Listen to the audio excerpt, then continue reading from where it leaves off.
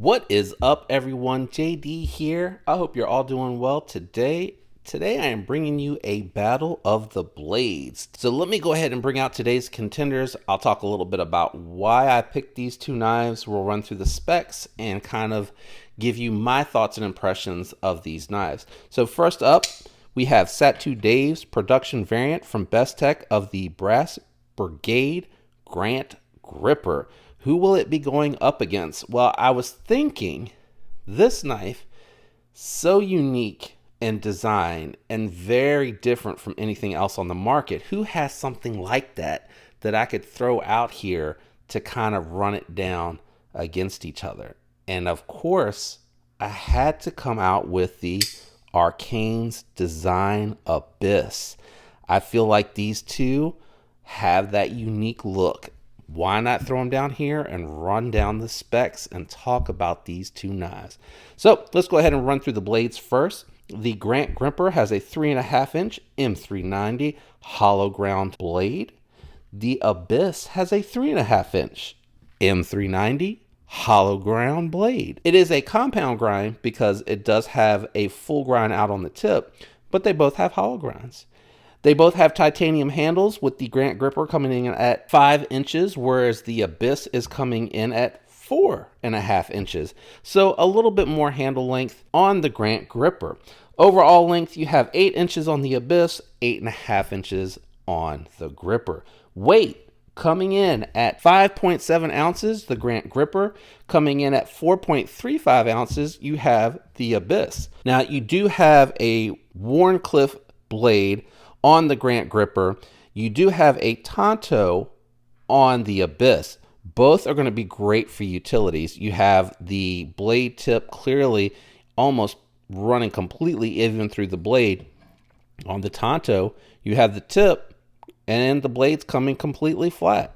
The other thing here with the full forward finger choil, you do have just a little bit more cutting edge on the actual Abyss, but from a utility perspective, push cuts, you got a little bit less here and a lot more here actually. If you look at from where the finger choil ends to where you have the tip of the blade, the push cuts and the utility cuts are going to be a little bit more manageable in my opinion on the Grant Gripper. Now, as far as the ergonomics, both of them have excellent ergos. This feels really good in hand, especially choked up in that forward finger choil. That forward position feels really nice in hand. Let me move this out of the way for a second.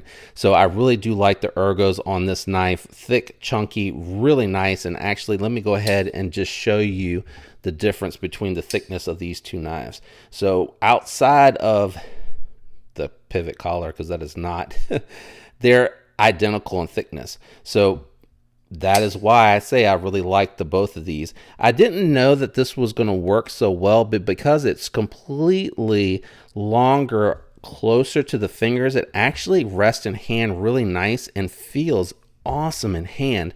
The titanium has like it's not a rough finish, but it has like a working finish on it. So it actually lands in the hand really nicely. And these curved lines, even though they do look good, really do help with the ergonomic position in hand. So I really do like that a lot. Action on both of these are really good. You get the flipper tab, thumb hole, and front flipper with the Brass Brigade Grant Gripper. I'm just going to call it the Gripper. It's a mouthful to say all that. And then you get the flipper tab and the fuller for the reverse flick. A little bit harder to use for the thumb flick because you have to come down here and you have to make sure most of the weight is in the bottom of the relief cut. So it's a little awkward, so it's not quite as good. So means of deployment, I definitely will give to the Gripper. I will say though, you have a little bit heavier detent on the Abyss as well, so I have to give the detent advantage to the Gripper here as well. Both work great from a flipper tab, but I would say this one here has the better flipper tab experience if you like that. Whereas with this one here, because it is so low profile, does have great jimping, but because it is low profile, the light switch here just not quite as enjoyable as the flipper tab here. The reverse flick again, because you do have to put your pressure out on the tip and make sure that you're putting space, just a little bit, so that you have light tension on that lock bar in order to be able to flip it. Because if you put your finger on the on the lock bar, you're actually putting additional pressure on the lock bar, and it heavens up, or it actually adds weight to the detent. And you see, like just there, I missed it. And it also starts to kind of pull down the meat from the fingernail. So you got to remember just to kind of make sure you get out really far to the edge in order for that to work.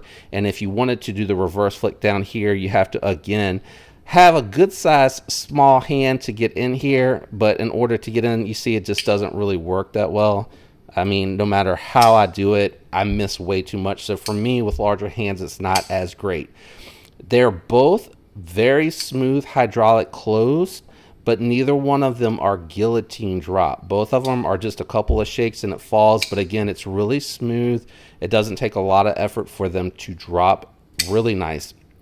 Pocket clips on both of these are awesome. They go in and out of the pocket nicely. They do not disrupt. Let me get them up here together. They do not disrupt the ergos whatsoever. And again, functionally, they both work great. I thought this one here would bind up, but because you can tell it's a little bit taller than the one that's on the Abyss, so it actually goes in and out of the pocket really, really, really well. Lockup on both of these are really good as well. They both have lock bar inserts, and they both ride about 35–40% of the blade, so you got plenty of life there. They get you nice and close to the cutting edge with that forward finger choil, which also gives you a very nice sharpening choil. And you have a good sharpening choil here because you do have a lot of blade before you actually get to the sharpening choil, which is right in the middle of that cutout there where it stops. So this one here, from what I have learned, the Abyss is a Riot made knife, and the Crawler is a Best Tech made knife. This one here is OE'd by Best Tech. Both have fantastic action, but you can kind of feel a little bit of Best Tech in this and a little bit of Riot in this. Hopefully that makes sense. Now, the two variants I have here are, very different as far as the color schemes. You have just the murdered out gripper here, and then you have your traditional monochromatic stone washed version here, and a little bit of pop in that pivot collar. And again, I'm calling it a collar even though it looks like it could almost be a bolster, but it doesn't bolster anything, so I'm just referring to it as a collar. Now, if you flip them over, you get even a little bit more character because that blacked out hardware gets a matching black titanium pocket clip. And this one here, you get the sweet G logo, the Grant Gripper logo on that pocket clip. And the frag pattern just really, I think, gives it that punch from an aesthetics look, in addition to that just wicked looking blade. Both of these are super duper wicked. Now, which one would I choose between the two of these? It is tough.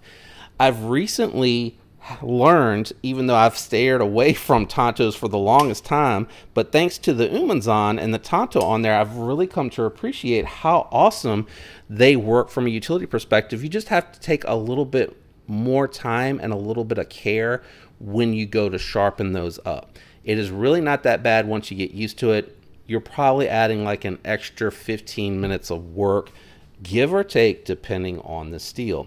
Both came with fantastic factory edges, both with the hollow grinds, slice the material really well. I find just a little bit less drag on the Abyss, and I think that has to do with the thickness of the blade stock being so much thinner on the Abyss, and you get a little bit taller of that hollow grind, so your hollow grind is going up further before it starts to really thicken up. Whereas you get an immediate increase in thickness with this hollow grind here. Still slices really, really well through the material, so don't take that as knocking the Grant Gripper. Just talking about these two and talking through it, I really like the Gripper a lot. In this instance though, I find that I really do like the aesthetics of the Abyss. There's just a little bit more going on here. I think it has a little bit more of a wow factor, especially when people see it. The majority of people that see the gripper are like, man, that's pretty badass. They see that and they're like, whoa, you know, very futuristic looking. The lines, the design influence on this is just very different, just a little bit different.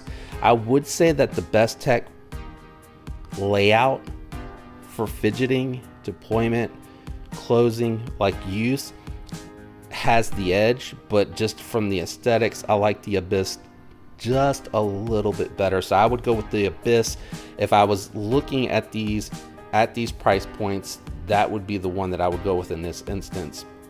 If you have the funds, get both. They're awesome and they're different enough to justify having both. Tell me down in the comments, which one would you pick out of these two? And let me know why. Or do you already have these, or do you have different variants of these? Talk about that down in the comments as well, because I'd love to hear about that. If you enjoyed today's video, do me a favor, leave a like. I'd love to have the support. I appreciate all of you that do on the regular and that leave comments down below. That really does help the channel as well. Thanks for subscribing, and I hope all of you have a fantastic week. Until next time, peace.